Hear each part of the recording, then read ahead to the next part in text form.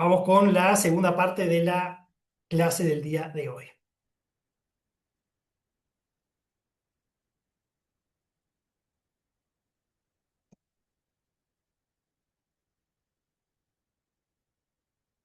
Bueno, ahí deberían estar viendo la pantalla que dice propiedades algebraicas y fracciones. Esto es unidad uno, tema uno. Ya con esto vamos a tener los primeros contenidos vistos para empezar a trabajar con los distintos materiales.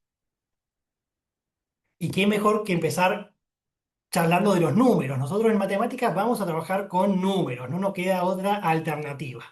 Entonces, ¿con qué tipos de números vamos a trabajar? Es importante recordar que existen distintos tipos de números. Ustedes ya saben que están los números naturales, que son los números enteros, o sea, que no tienen decimales y tienen la característica de que son todos positivos, como el 4, el 8, el 23.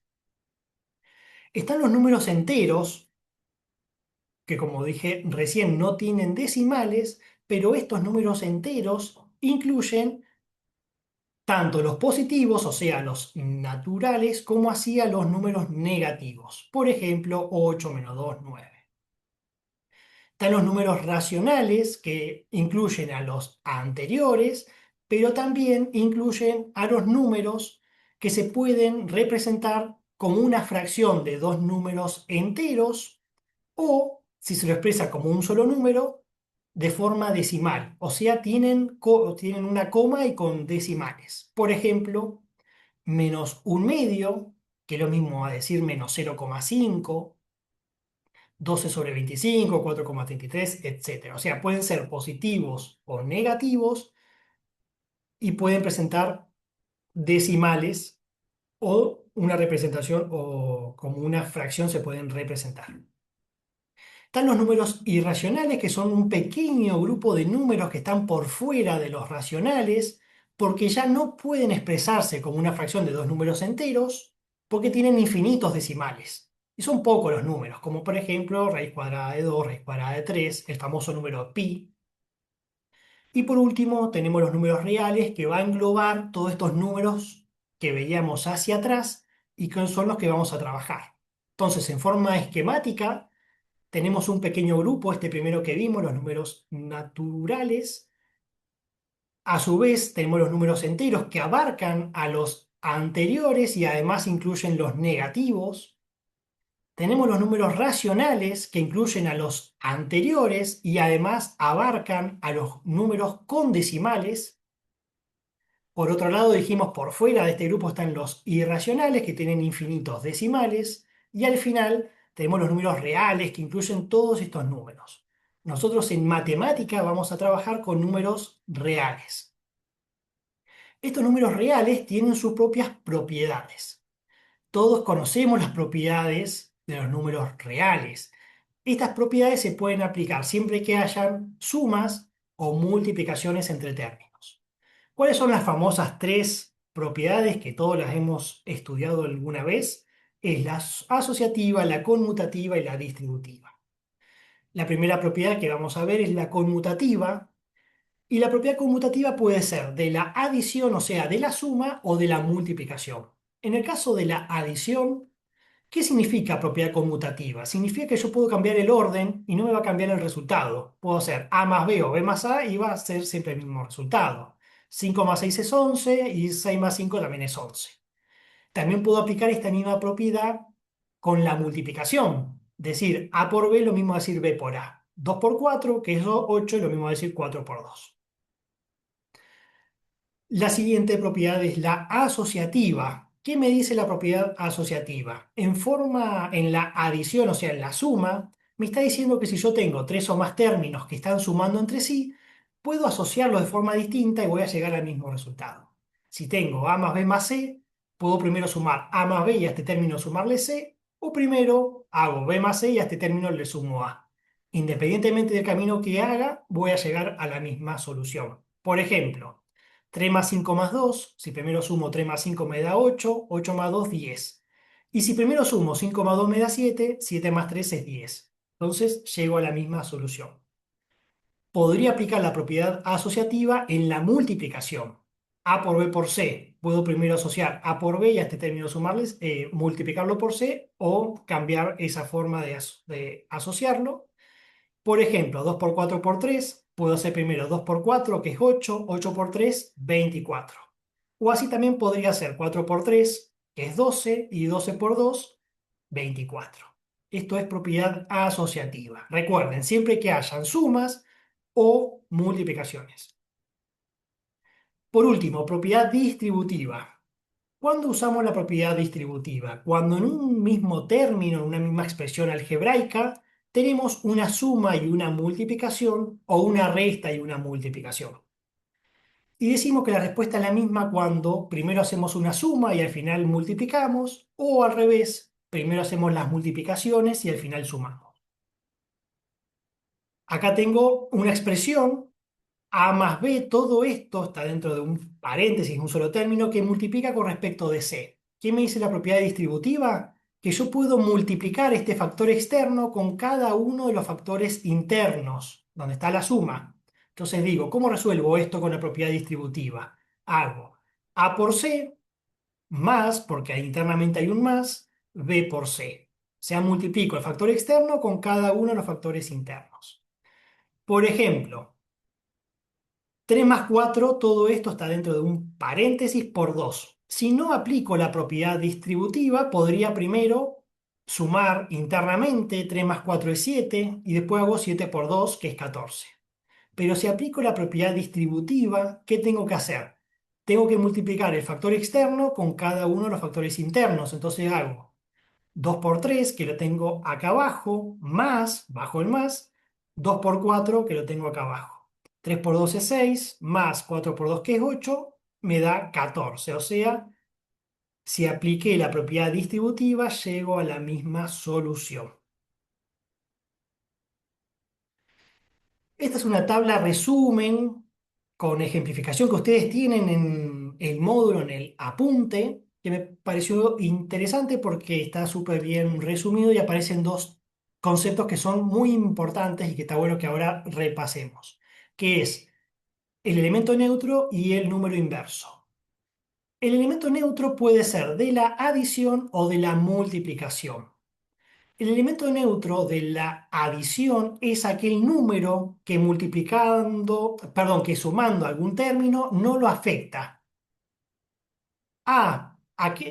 ¿Por qué número lo puedo sumar y no se va a ver alterado? Por el cero. El cero es el número que en la adición no altera a ningún término. A más cero es A, 5 más cero es 5. Entonces, cero es el elemento neutro de la adición.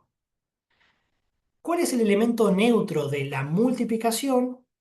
Es aquel número que multiplicado por un término no lo altera. ¿Cuál es ese número? El uno, porque puedo multiplicar cualquier término por el uno y no lo va a ver afectado. A por uno es A, menos 5 por uno es menos 5. Ahora bien, otro término o otro concepto importante es los números inversos. El número inverso puede ser también de la adición o de la multiplicación. En el caso de la suma o el inverso aditivo, decimos que es aquel número que sumado a otro me da como resultado el elemento neutro, o sea, el cero. Entonces decimos que ¿cuál es el inverso aditivo de A? Es menos A, porque al sumar ambos términos llego al elemento neutro de la adición.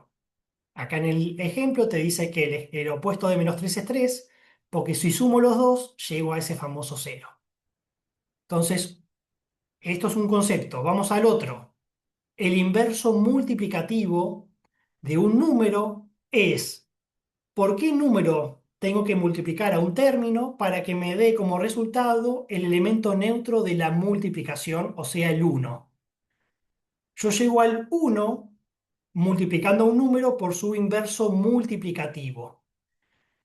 Si el número es A o el término es A, su inverso multiplicativo va a ser A a la menos uno, que es lo mismo a decir, o sea, es equivalente a decir uno sobre A.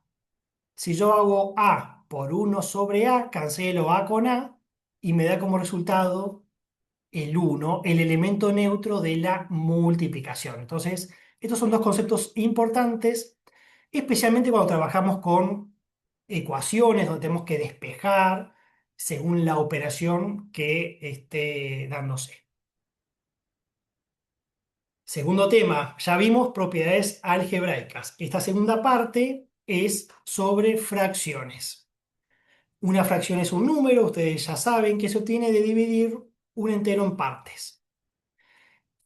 También sabemos que las fracciones están representadas por dos números, uno que está colocado sobre el otro y están separados por lo que denominamos raya fraccionaria. El número que está por encima de la raya lo vamos a llamar numerador y el que está bajo la raya fraccionaria lo vamos a denominar denominador. El numerador es el número de partes que se considera de la unidad. El denominador es el número de partes iguales en el que se ha dividido la unidad. Vamos a ver esto con un ejemplo. En este caso, el rectángulo, este gran rectángulo, es la unidad, el total. Este total se lo ha partido en cinco partes iguales, en estos cinco rectángulos. Y hemos pintado o hemos ocupado tres de esas cinco partes. Entonces, la fracción que es equivalente a esta representación gráfica, es 3 sobre 5. 5 porque es las partes totales iguales en el que se dividió el total. 3 porque es lo que estoy ocupando de ese total.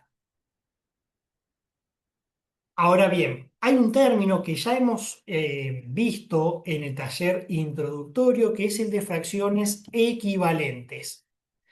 Dos fracciones son equivalentes cuando tienen el mismo valor decimal. También decimos que dos fracciones son equivalentes cuando representan la misma parte de un total. O sea, son fracciones que parecen ser distintas, pero representan lo mismo. Por ejemplo, acá el total, que es todo este gran rectángulo, se decidió partirlo en 10 partes. Entonces tengo 10 partes iguales. De esas 10 partes he pintado 5 partes, la mitad. Entonces la fracción que representa este esquema sería 5 sobre 10. Hay 10 partes iguales, estoy ocupando 5, 5 sobre 10. A su vez, a ese total, a ese mismo total, pude haber partido en dos partes simplemente y haber ocupado una de esas dos partes. En este caso, la expresión numérica sería 1 sobre 2. Ocupo uno de estas dos partes que son iguales. También podría haberlo partido en 6 y ocupado 3. Me daría 3 sobre 6. Como así también podría haberlo partido en 8 y ocupado 4. Acá me da 4 sobre 8. ¿Qué es lo importante de todo esto? Que vemos, todos los rectángulos tienen el mismo tamaño, la unidad es igual, pero se ha decidido partirla en partes distintas, una está partida en 10, otra en 2, otra en 6 y 8, pero independientemente de eso, la parte pintada en todos los casos representa la misma cantidad con respecto del total. Entonces decimos que 5 sobre 10, un medio, 3 sobre 6 y 4 sobre 8 son fracciones equivalentes. Tienen números distintos, parecen ser distintas, pero representan lo mismo. Y de hecho, si buscamos el valor decimal de cada fracción, que surge de dividir el numerador con respecto del denominador, veremos que en todos los casos llegamos al mismo número, 0,5. 5 sobre 10, 0,5. 1 sobre 2, 0,5. Y así sucesivamente. Entonces esa es la forma de ir chequeando que estamos hablando de fracciones equivalentes. Ahora bien, charlando de esto de fracciones equivalentes, vamos a ver cómo amplificar una fracción. Amplificar una fracción es encontrar una fracción equivalente, o sea, representa lo mismo, pero ahora su numerador como su denominador van a ser números más grandes. Para ello vamos a multiplicar tanto al numerador como al denominador por un mismo número. Eso es la clave, que el número tiene que ser igual por el que yo multiplique a estos dos. Por ejemplo, 2 quintos. Si la quiero amplificar y quiero una fracción 3 veces amplificada, tengo que multiplicar tanto al numerador como al denominador por ese mismo factor y voy a obtener como resultado en este caso 6/15. Entonces decimos que 2 quintos es equivalente a 6/15. 6/15 es una fracción que está 3 veces amplificada con respecto de esta otra fracción. Eso es algo que podemos hacer. ¿Qué otra cosa podemos hacer? Simplificar fracciones. Simplificar es el paso contrario, o sea, es como el otro caminito. Consiste en encontrar una fracción equivalente también, pero más pequeña, o sea, en números más chicos. Para ello, tenemos que sí o sí poder encontrar un divisor común, o sea, un número que dividiendo tanto al numerador como al denominador me den dos números enteros. Eso es lo importante. Tienen que tener tanto el numerador como el denominador algún divisor común. Por ejemplo, 5/15. Si yo quiero simplificar esta fracción, tengo que pensar por qué número puedo dividir tanto al 5 como al 15 y que me dé como resultado dos números enteros. El único número es el 5. 5 dividido 5, 1. Como al numerador lo dividí por 5 para mantener la equivalencia, al denominador también lo tengo que dividir por el 5. 15 dividido 5, 3. Me dieron dos números enteros, sí, perfecto. Entonces digo que un tercio es una fracción irreducible. ¿Qué llamamos por fracción irreducible? Llamamos por fracción irreducible aquella que ya no se puede seguir simplificando. Ya no hay ningún otro número más pequeño que me permita, o sea, ir reduciendo estos dos términos. Cuando no puedo seguir simplificando, encontré la fracción irreducible. Claramente, 5/15 es equivalente a un tercio. 15/5 está 5 veces más grande o amplificada con respecto de esta otra. Algunas consideraciones generales cuando trabajamos con fracciones. Siempre en una fracción, tanto el numerador como el denominador tienen que ser dos números enteros, o sea, no pueden haber decimales. Las operaciones que podemos hacer son multiplicar y dividir, o sea, lo que vimos recién, amplificar o simplificar, pero si sumamos o restamos arriba o abajo un número, ya no vamos a encontrar una fracción equivalente. O sea, para trabajar con fracciones equivalentes, o amplifico multiplicando o simplifico dividiendo, pero nunca sumando o restando nada, porque ahí ya no tengo fracción equivalente. Claramente esto ya lo veníamos comentando. Cuando nosotros dividamos una fracción para simplificarla, no me tiene que dar ningún resto. ¿Qué significa? Que la fracción simplificada son siempre dos números enteros, tanto el numerador como el denominador. Las operaciones que podemos hacer con fracciones son multiplicar fracciones, dividir fracciones, sumar y restar fracciones. Vamos a empezar con multiplicar fracciones. ¿Cómo multiplicamos dos fracciones? Dos fracciones las multiplicamos bien sencillamente, multiplicando numeradores entre sí y denominadores entre sí.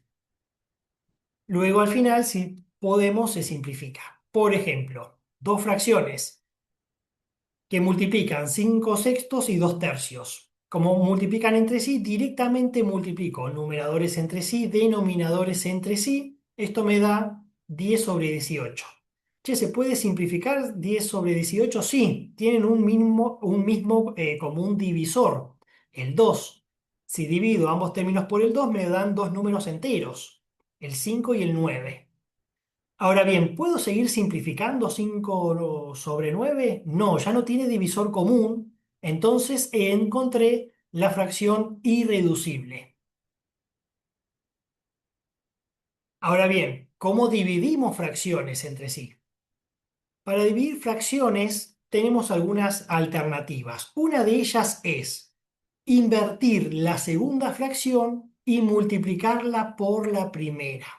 Por ejemplo, 5 sextos dividido 2 tercios. Según esta técnica, esto se puede resolver invirtiendo la segunda fracción. ¿Qué significa invertir una fracción? Significa llevar el denominador al numerador y el numerador al denominador. ¿Qué es lo que hicimos acá en este primer paso? Invertí, tenía 2 tercios, ahora tengo 3 medios. Como la invertí a la segunda fracción, ahora la multiplico por la primera. ¿Y cómo multiplicábamos dos fracciones? Multiplicando numeradores entre sí y denominadores entre sí. Esto me da 15/12. ¿Qué otra técnica capaz que hemos podido ver o aprender? La otra técnica para resolver esta situación es multiplicar en forma cruzada. Cuando dos fracciones dividen entre sí, podría multiplicar 5 por 3 y al resultado lo pongo arriba, vuelvo a cruzarlo, 5 por 3 15. Y hago lo mismo en el otro sentido, 6 por 2 12. Entonces, esta es la otra alternativa. O invierten la segunda fracción y la multiplican por la primera o multiplican en forma cruzada. ¿Qué les conviene a ustedes emplear? Aquella técnica con la que se sientan más cómodos y cómodas. Si lo han aprendido de una forma, sigan empleando esa misma manera. Bueno, podemos simplificar por el 3. Me da 5/4. Como no puedo seguir simplificando, llegué a la fracción irreducible.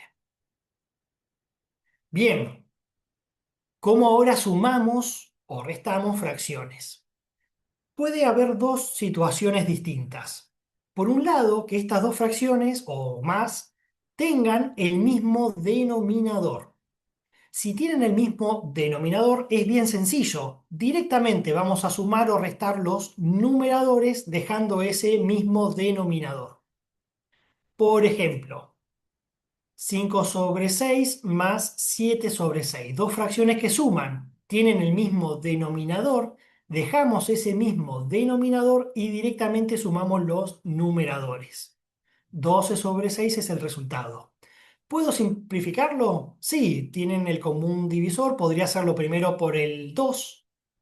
Si divido ambos términos por el 2 me da 6/3, pero esta no es una fracción irreducible, porque todavía encuentro al 3, que es el común divisor de estos dos números. Entonces, si vuelvo a simplificar por el 3, me queda 2/1, que es lo mismo a decir 2.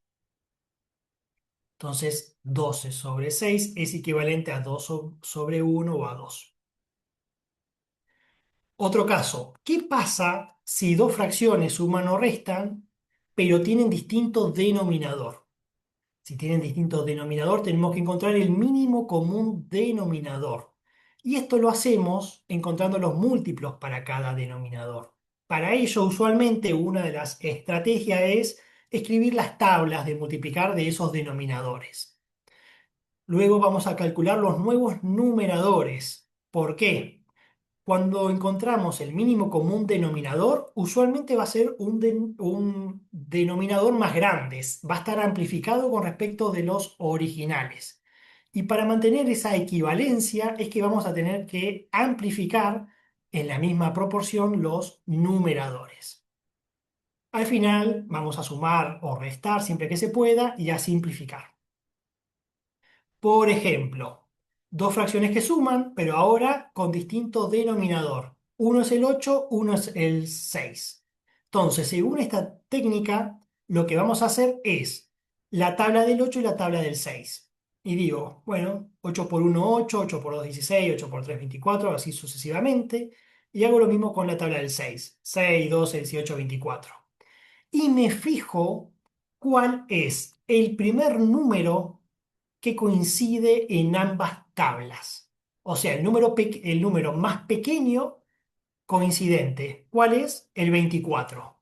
Entonces el 24 es el primer número que coincide. Entonces va a ser el mismo, el nuevo denominador.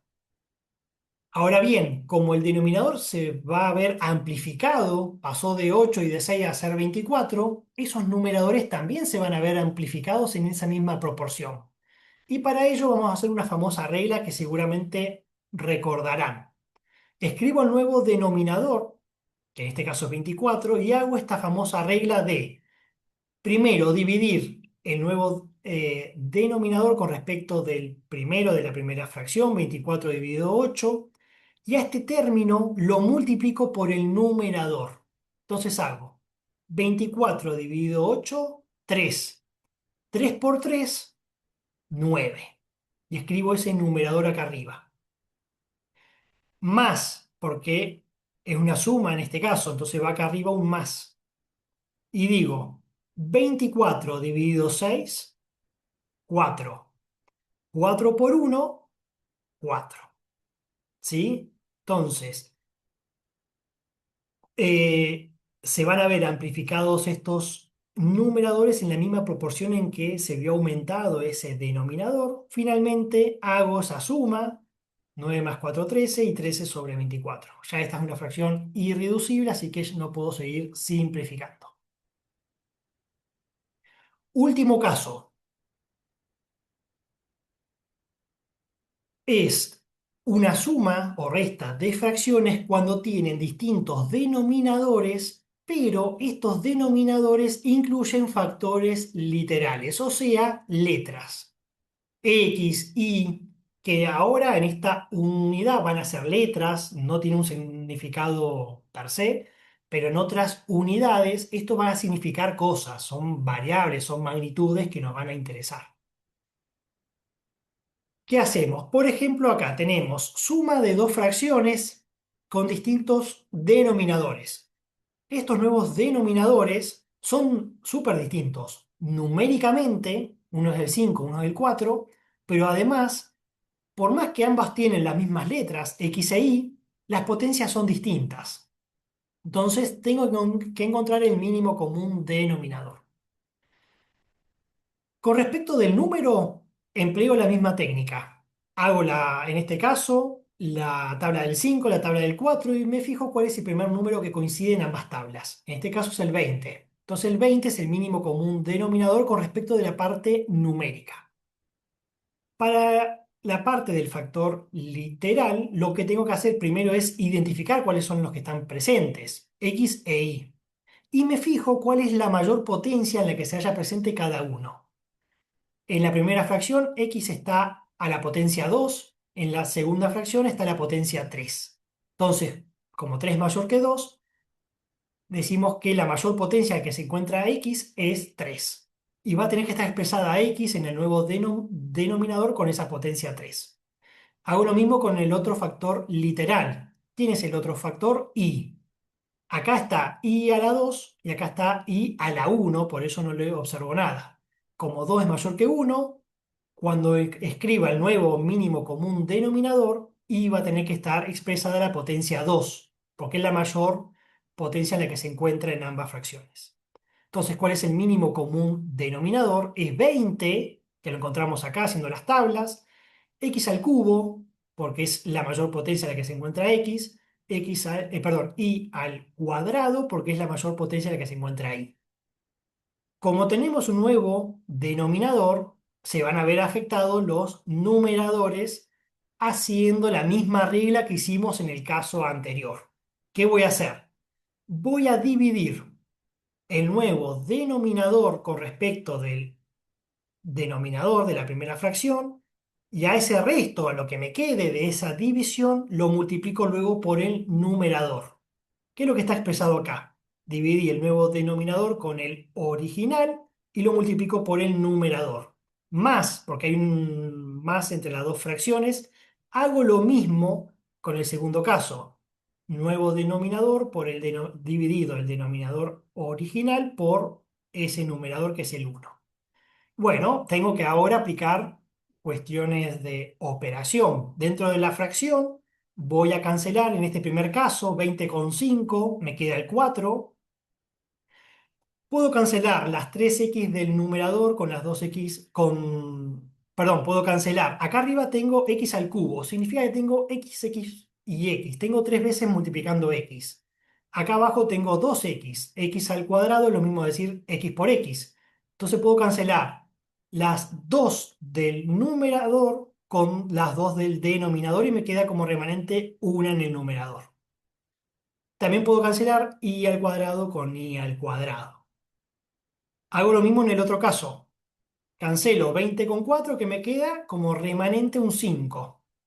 Cancelo las 3x del numerador con las 3x del denominador. Y acá tengo i al cuadrado e i. I al cuadrado es lo mismo decir i por i, o sea, tengo dos i acá en el numerador, cancelo una de esas i con la i del denominador. Finalmente me fijo con qué restos me quedo. En esta primera operación, 4 por 2 8, me quedaba una x, más, en este segundo caso, lo que me quedó es un 5 por 1 5, y me quedó como resto esta i. ¿Qué más puedo hacer? Acá puedo sumar 8x más 5y. No, porque tienen distintos factor literales. Para que yo pueda sumar, tiene que tener la misma letra y además la misma potencia. Así que acá estamos súper lejos de eso. No puedo sumar. ¿Puedo cancelar 8 con 20? No, porque aparece una suma en esa fracción, en el numerador. ¿Puedo cancelar la x del numerador con una de las x del denominador? Tampoco, porque aparece esta suma. Sí, entonces cada vez que hayan sumas o restas en los numeradores o denominadores, ya no puedo seguir cancelando. Entonces, en este caso, hemos encontrado la mínima expresión de la suma de estas dos fracciones. Sé que quedó como medio engorroso, pero la idea era ver este caso un poco más complejo. Bueno, muchas gracias por su atención. Bueno, justo ahí como a tiempo, perdón, la intensidad, yo sé que fui bastante rápido, pero la intención era ver todo este contenido, que ustedes se lleven todo visto. Claramente esto va a quedar a disposición esta clase para que ustedes la vean la cantidad de veces que quieran. Y recuerden entonces que tienen el apunte de cátedra. Esta clase que la van a subir en un ratito nomás al aula. Tiene una clase práctica grabada con un pizarrón, la guía de ejercitación, el Kahoot y la actividad participativa. La semana entrante, el próximo miércoles, les compartiré todo con respecto de la siguiente tema. Entonces, verán que es bastante intenso, especialmente esta primera parte de la asignatura.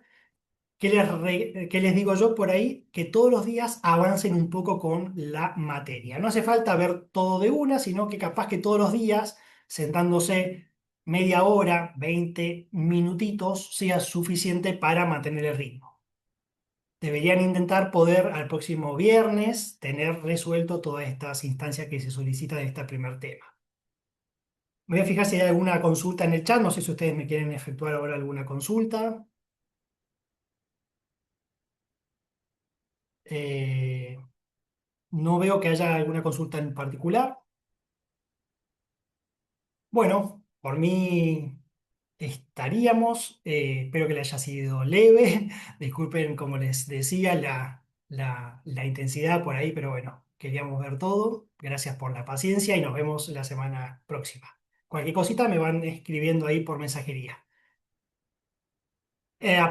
Ahora ya les dejo a disposición, corto con la clase y ya les dejo a disposición todo este material que les venía diciendo.